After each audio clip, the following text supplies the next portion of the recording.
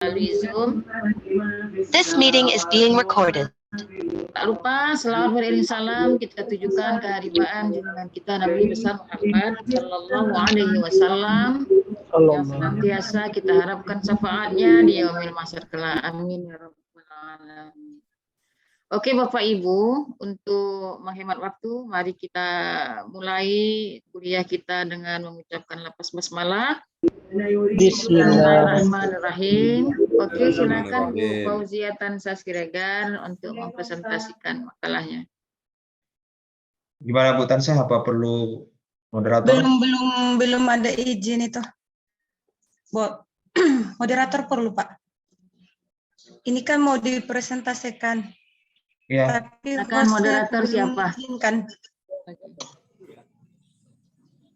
Andika, diizinkan dulu untuk presentasi. Sudah. Di share. Sudah. Baik.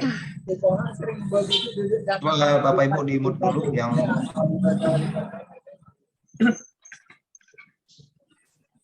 Baik, bismillahirrahmanirrahim. Assalamualaikum warahmatullahi wabarakatuh.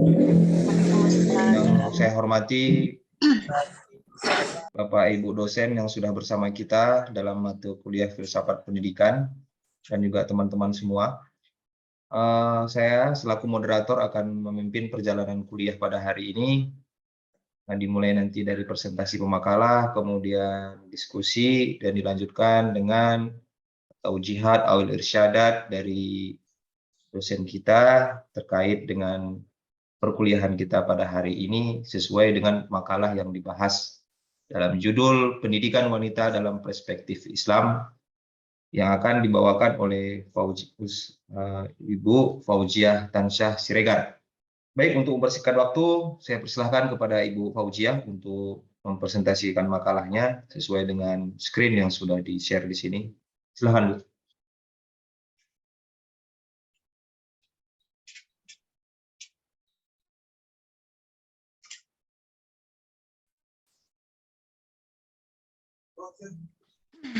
Silakan Bu Tansah.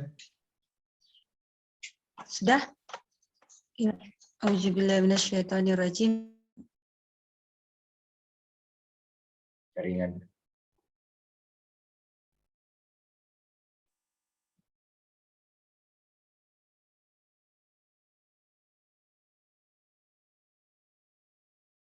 Bagaimana Bu Tansah, ada masalah?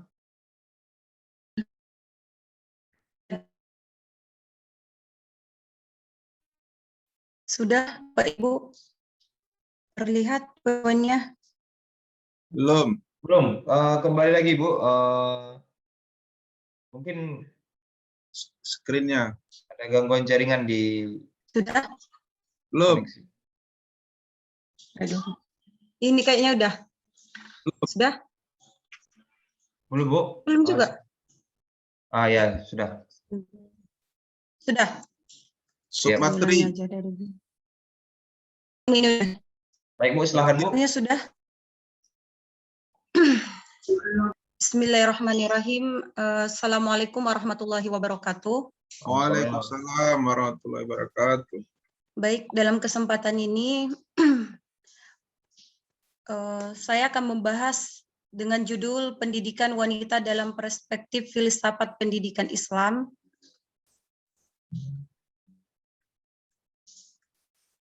Di sini ada submateri yang akan saya bahas. Pertama, kedudukan wanita dalam Islam. Yang kedua, ayat-ayat menjelaskan tentang persamaan derajat laki-laki dan perempuan. Yang ketiga, pendidikan wanita. Dan yang terakhir, aktivitas dini dari wanita Muslim.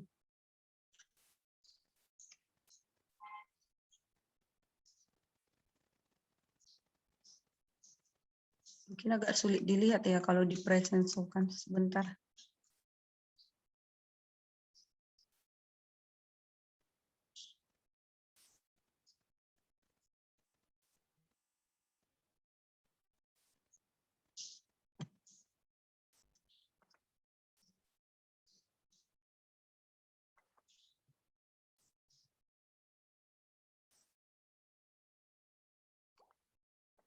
Terlihat Bapak Ibu? Mana ini? Jaringan.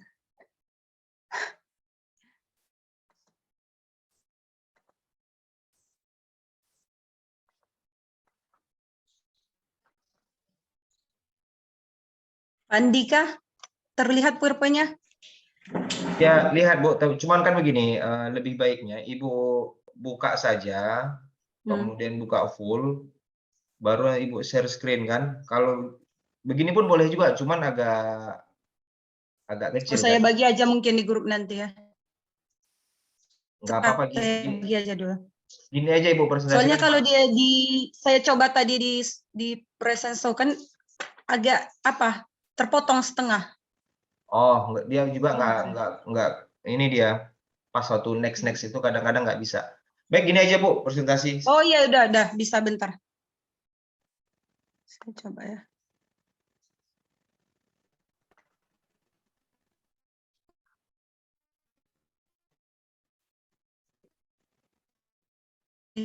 Andika. Ya, boleh. Sudah. Oke. Kita lanjut. Baik, saya akan bahas tentang kedudukan wanita dalam Islam. Perempuan adalah bagian dari masyarakat. Perempuan adalah seorang ibu, kakak, adik, anak, istri, ataupun bibi. Pemberian akses dan kesempatan kepada kaum perempuan untuk memperoleh hak-hak pendidikan terjadi pada masa Rasulullah Shallallahu Alaihi Wasallam dan senantiasa diserukan oleh para ulama salaf as-solih maupun ulama khalaf dengan memberikan beberapa perspektif pemikiran pendidikan wanita. Di antaranya tokoh yang pertama Syekh Abul A'la Maududi. Yang kedua Al-Kabisi, keempat Muhammad Ar-Rasyid Ridho, dan yang terakhir Ibnu Rusyid. Pandangan yang pertama dari Syekh Abul A'la Maududi bahwa kedudukan wanita dalam Islam yaitu dia berpendapat bahwa pendidikan antara laki-laki dan perempuan itu setara, itu poinnya. Terus dalam pemikirannya tidak ada bangsa yang melangkah maju dengan membiarkan perempuannya buta huruf dan meninggalkan di belakang. Untuk pendidikan perempuan secara khusus Maududi memberikan keistimewaan perempuan untuk melakukan pekerjaan harus berbeda dari laki-laki. Mereka harus ditugaskan dengan membagi tugas publik sesuai dengan lingkungan mereka yang relevan dan kemampuan psikologis dan fisik. Para wanita hanya diajarkan bagaimana memasak, menjahit, dan membesarkan anak-anak. Selanjutnya, Maududi memberikan penekanan besar pada pendidikan campuran. Perempuan tidak diizinkan untuk bergerak sepenuhnya dan bergaul dengan laki-laki dalam pertemuan sosial. Di Barat, seorang wanita tidak berhak atas hak ataupun kehormatan jika ia akan berhasil melakukan peran sebagai pihak. Islam melindungi hak-haknya dan mengakui martabatnya sebagai perempuan.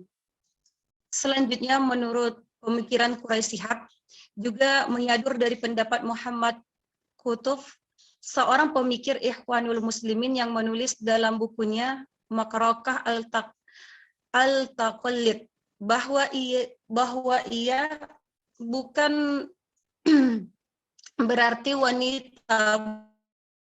Islam tidak melarang, hanya saja Islam tidak mendorong hal tersebut. Islam membenarkannya sebagai darurat dan tidak menjadikannya sebagai dasar.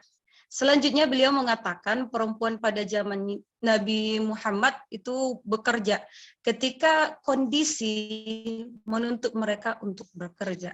Tetapi masalahnya bukan adanya hak atau tidak karena Islam tidak cenderung untuk membenarkan wanita keluar rumah. Kecuali untuk pekerjaan yang sangat perlu yang dibutuhkan oleh masyarakat atau atas dasar kebutuhan wanita tertentu.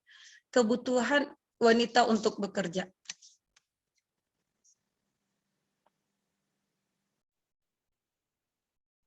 Selanjutnya, menurut pendapat Al-Kabisi dan Muhammad Ar-Rasyid Ridho, keduanya berpendapat bahwa pembelaan terhadap hak pendidikan kaum perempuan sangat urgen dipublikasikan agar dapat menjadi bukti sejarah bahwa Islam sangat konsisten dalam membela hak pemberdayaan perempuan melalui proses pendidikan.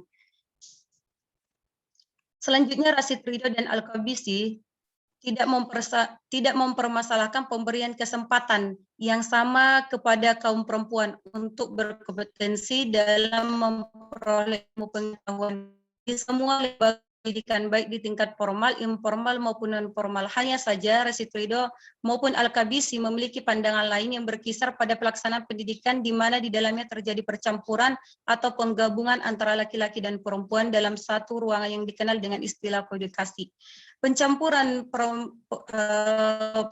belajar antara terdidik laki-laki dan perempuan dalam satu tempat yang dikenal dengan koedukasional kelas menurut pandangan Al-Qabisi dan Rashid Ridho adalah suatu hal yang tidak baik. Selanjutnya, dalam filsafat Islam juga dapat dibuktikan dalam pemikiran Ibn Rushd, tokoh yang terkenal sebagai komentator Aristoteles mengomentari buku Republik karya Plato, di mana Plato menyatakan bahwa perempuan adalah makhluk imitasi.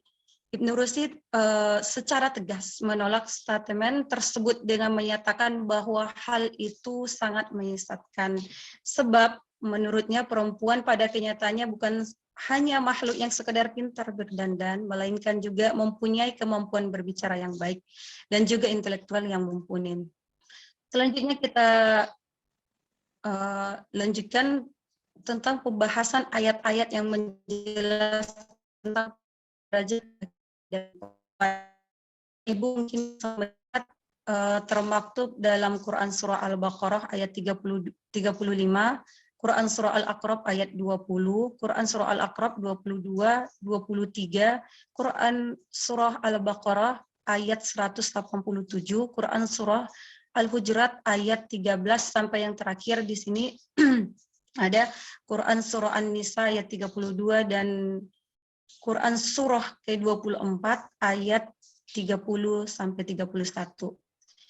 Selanjutnya, pendidikan wanita. Islam sangat mendorong pendidikan perempuan baik dalam bidang agama maupun sosial. Tidak ada prioritas bagi laki-laki di atas perempuan dalam kaitannya dengan hak atas pendidikan. Keduanya sama-sama terdorong untuk mendapatkan pendidikan sebagaimana dikatakan dari buayan sampai liang lahat. Mungkin semuanya Bapak Ibu sudah paham dengan konteks ini ya. Minal mahdi lal lahdi. Sesungguhnya semua ayat Al-Quran yang berhubungan dengan pendidikan dan mengadvokasi perolehan pengetahuan diarahkan baik kepada pria maupun wanita.